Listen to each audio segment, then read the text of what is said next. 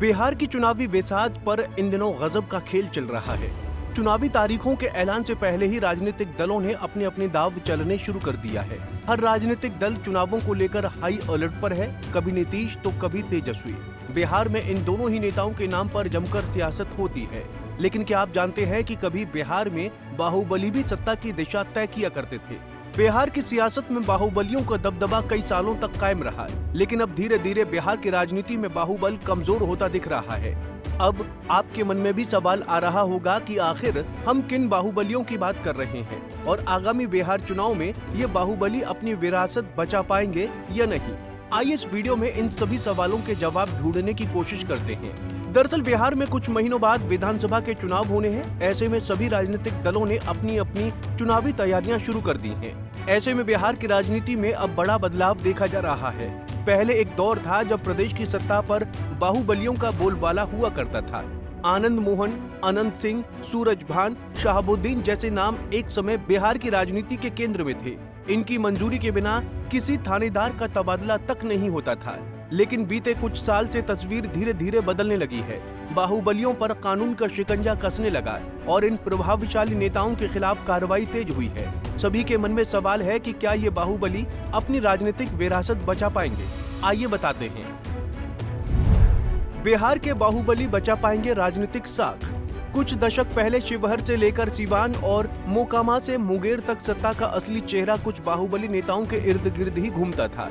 पटवारी का तबादला हो या थानेदार की पोस्टिंग, बिना इन नेताओं की रजामंदी कुछ भी नहीं होता था। लेकिन अब तस्वीर काफी हद तक बदल चुकी है।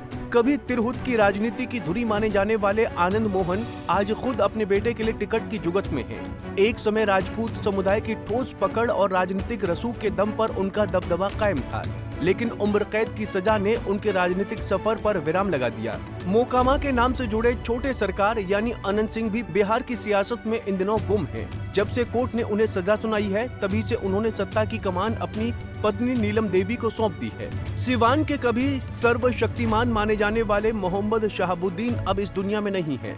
जेल में रहते हुए उनका निधन हो गया, लेकिन उनके जाने के बाद सियासी विरासत कौन संभालेगा ये आज भी साफ नहीं हो पाया है।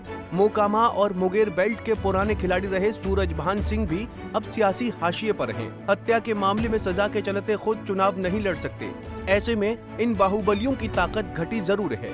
बिहार की राजनीति में कभी जिन बाहुबलियों का दबदबा साफ नजर आता था, वो आज बदलते वक्त की सियासी बयार में कमजोर पड़ते दिख रहे हैं। इस बार के बिहार विधानसभा चुनाव में वो न सिर्फ चर्चा से दूर हैं, बल्कि उनकी उम्मीदवारी पर भी खतरा मंडरा रहा है। पहले राजनीतिक पार्टियां बाहुबली छवि वाले नेताओं को टिकट देने में हिचकिचाती थीं, लेकिन अब स्थिति पूरी तरह बदल चुकी है।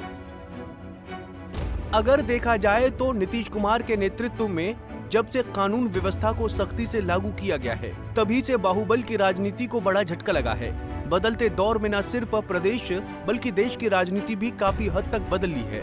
जनता अब जाति और दबदबे की राजनीति से आगे बढ़ चुकी है। इसका असर साफ तौर पर बाहुबली नेताओं पर पड़ा है। ऐसे में अब ना उनकी साख पहले जैसी रही और न ही उनके टिकट की कोई गारंटी दिखती है। खैर, अभी सबसे बड़ा सवाल है कि आगामी बिहार चुनाव में ये बाहुबली अपनी राजनीतिक साख बचा पाएंगे या नहीं। ऐसे में आगामी बिहार विधानसभा चुनाव किस ओर करवट लेता है, अब ये देखना बेहद दिलचस्प होगा। Bureau report, Punjab Kesari TV.